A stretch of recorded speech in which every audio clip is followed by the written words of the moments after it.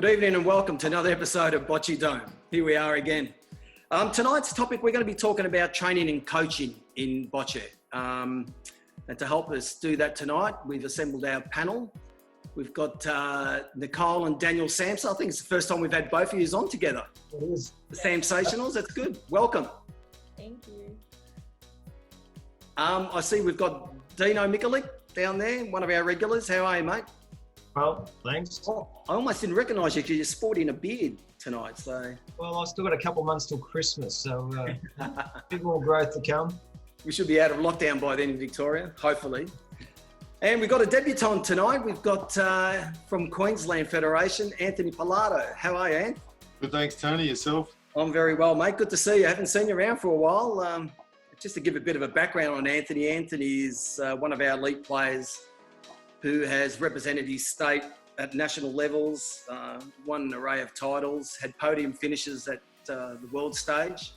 A very accomplished player. And it's great to have you here. And it also probably fits in well because I know Anthony has been doing a bit of coaching of the juniors in the Queensland Federation. So I think it's appropriate to have Anthony on, and it's good to see you, mate. Same. Alrighty, now I guess tonight what we want to discuss is the elite players, how we prepare ourselves, for Bocce. And, to do that, it's not a matter of just playing the game. I mean, there's the strength and conditioning, the skill sets, and also the mental application. Probably start with the Samsationals up there because they are very heavy into the throwing side of it. So there's a lot of strength and conditioning and a lot of athleticism that goes into your events. So I think we'll take it from there and see where we get to. Yeah, well, we train together. We have for the past few years, and especially because we're like progressive throwers, there's a lot of different facets to our training. So obviously, we have to go on the court. We have to practice the hitting of the balls. It's all repetition. We'll play a lot of games against each other, but I think the thing that we stress is just making sure we're doing it right and getting enough throws in and enough repetition and getting enough muscle memory into your body so we know what we're doing. It is a lot of repetition and just throwing balls up and down on the court when we go training together. And you don't know how many times Daniel has made me throw 100 balls until I get it right, and then I get annoyed and scream at him. But yeah, I know he means it for the best, and it pays off because it does work. And then for the running side of it, we go to the park and practice shuttle runs to get our anaerobic fitness up for the progressive throw, because it is a lot different to endurance running. But I also do some endurance running as well, and Daniel the same. To get both sides of that fitness up. What I've found is that progressive throw is so different to any other running sport. So you both need endurance and the anaerobic fitness combined. So you need to last 5 minutes to be able to run a fair distance, but you need to do it at quick speed, and it's constant quick turning. And it means you have to kind of make a specialized program where you combine those two facets. A lot of people can say, if they see that event, they'll say, oh, I can run 5 minutes, it's easy. And then when you actually do it, it's so hard because it's not just running, it's throwing the ball, it's aiming, it's everything else that you don't think about. My preparation was probably very consistent. Didn't matter what the sport, what discipline in bocce it was, be it the progressive throw, or just call it singles, doubles, precision.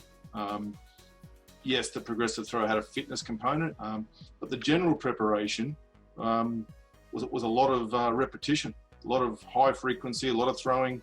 I had a couple of, I don't know if you'd call them coaches or say mentors that I worked with that were older players, the players I trusted, that gave me a lot of insight. And one of them said to me, training does not make perfect. Perfect training makes perfect, which goes in line with what you said only a minute ago. If you practice the wrong thing, you're going to do the wrong thing. So it was important that when I trained, it was as serious as I could get it, and important that I got that right. It actually, once you know you can do it 1,000 times, you actually get this confidence in your mind that you actually feel, I'm not going to miss. I know I will, but I don't know when it is. So you actually, every time that I threw, it's like, I'm going to hit this ball. It's interesting to say that, Anthony, because I reckon that a lot of that comes to the mental application, what you just said then. is something that I always try to tell the guys is if they miss, it's being able to get out of the mind straight away. Yep. Just don't even think about the miss. Just keep going. To come out of that, a lot of times people find it a little bit difficult, and that not only applies to the throwing, it applies to any part of the game of bocce. Yep, that's correct. Okay, Dino. Oh. Sorry for waking you up. I guess as fellow Victorians, we probably train a lot together. So, but just for the benefit of the others, I mean, tell us a bit of your training regime, in particular leading up to nationals and internationals. Yeah, well, I was going to say that the build up to important things, obviously you've got to take a step up. Now, during the season, you may not be doing as much as you would be when you're leading up to a national, when you're leading up to an international event. So, but for instance, what I would do personally, I do actually light weights. I'll get on the exercise bike as well when I'm leading up to these nationals and beyond.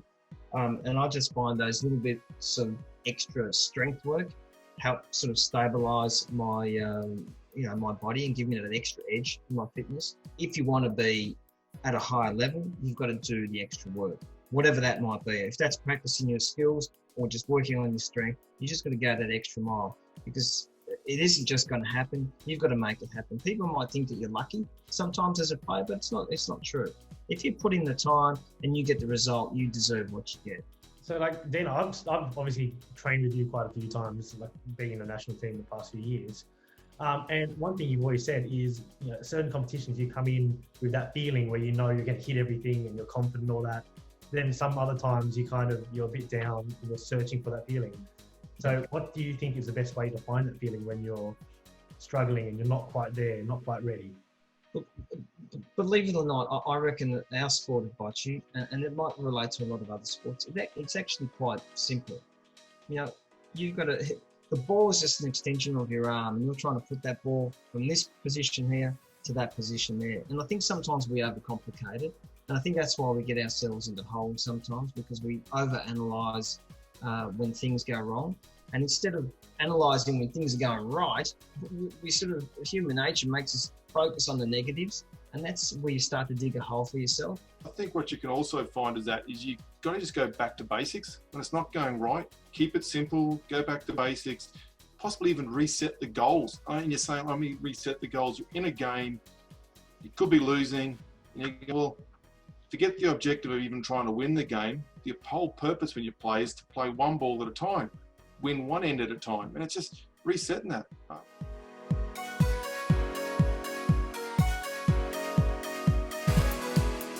All right, I guess we'll go to the result of last week's what happened next when we had the two players, the Chinese player and the Japanese player, playing off in a final, if I remember correctly, and China had 2 balls to win the game, and we left it at that. So let's have a look at what happened.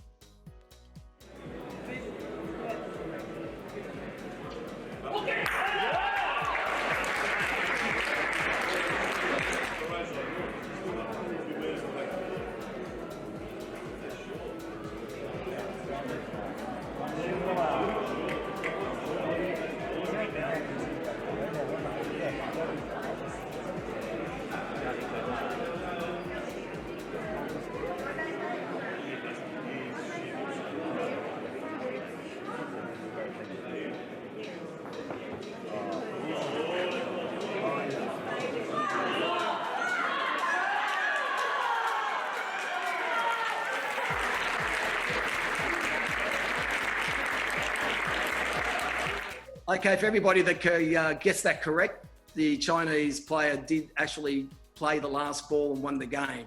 He was very lucky to do that after his second last ball went out of court. Good game, though. Yeah, good game. Congratulations to everyone that got that correct.